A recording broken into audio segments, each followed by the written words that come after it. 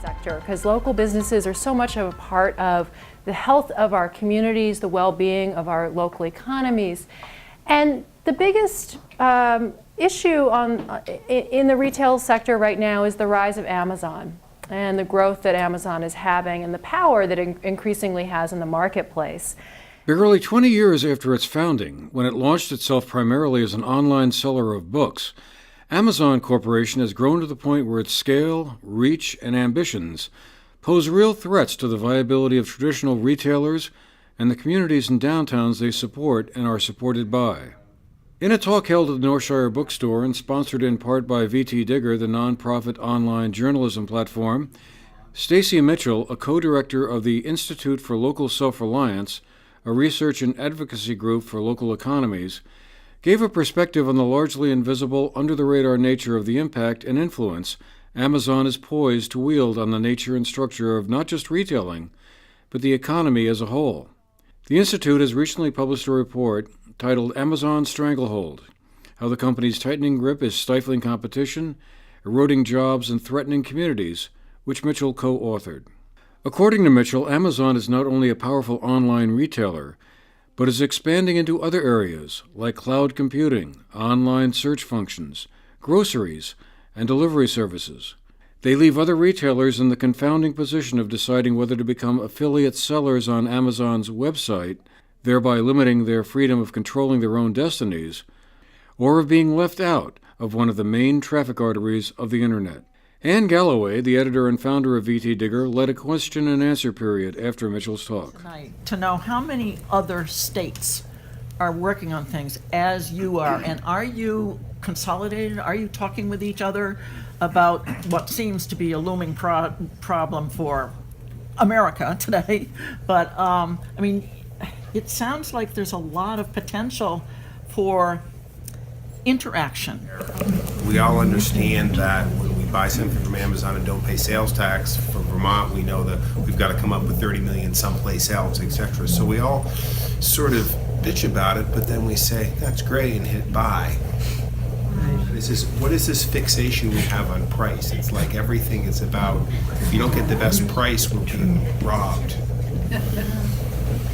It's the American way. Yeah. It's a good question. I do think there is a sort of fixation on price that blinds us to value. And there are a lot of things. This is an odd example, but I've started buying these socks that are made. I understand you actually have a sock maker here in Vermont. We do. We just missed the big sock sale last weekend. Someone was telling me this. After the talk, we asked Chris Morrow, the owner of the Northshire Bookstore, how smaller businesses could best compete with an entity like Amazon. Really, it's focusing on what we do well, which is customer service, offering an environment that's pleasant and uplifted and that people want to come into as a physical experience. And the other thing is offering a highly curated selection of things. So not that we have everything in the world, but what we have is highly selective, and that when you come into a good bookstore, or indeed any good independent retail store, you're discovering things that you didn't know existed, and you're exposed to things in a way that you just can't be exposed to online because of the nature of the platform. So for us, it's really doubling down on the things that we do well, and Amazon's going to get their piece, but we just need to focus on community and service and other issues. Mitchell said she became interested in the issue as changes in the retailing sector and their effects on downtowns came into focus through the consolidations first driven by big box stores like Walmart and Home Depot about 20 years ago. We're dealing with Walmart wanting to come in, or other big box retailers, and there were these community groups, these grassroots groups that were rising up and saying, we're concerned about this, what does this mean for our downtown, and so on. And we just got interested in this question. And so I started doing research, we started writing about it online. What could communities do? Do these stores, are they good or bad?